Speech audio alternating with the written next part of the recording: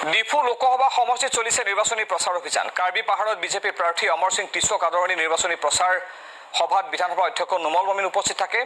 Karbi Anglong autonomous কাউন্সিলৰ উপাধ্যক্ষ অজিত কুমাৰ দেও অংশগ্ৰহণ কৰে এই প্ৰচাৰ অভিযানত। নিৰ্বাচনত 5 লক্ষাধিক ভোটত জয়ী হোৱাৰ দাবী অমৰ সিং টিছৰ।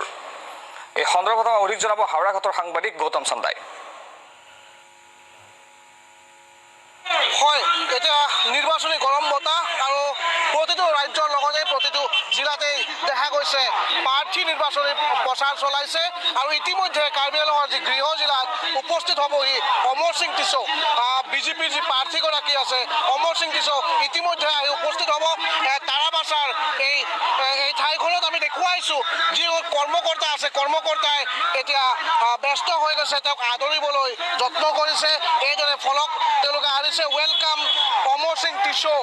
তেওঁলোকে মহিলা আছে, যুৱক আছে, সকলোৱে হাতে হাতে ফুল লৈ হাতে হাতে তেওঁলোকৰ দলীয় বস্ত্ৰ লৈ তেওঁলোকে ৰৈ আছে অমৰ সিং টিছক এক প্ৰকাৰে আদৰণি জনাবলৈ। 90,000 ভোটত ভাৰতীয় জনতা পাৰ্টি 5 লাখ ভোট আমি পাম আৰু নৰেন্দ্ৰ মোদীক শক্তিশালী কৰিব লাগিব আৰু আমাৰ লগত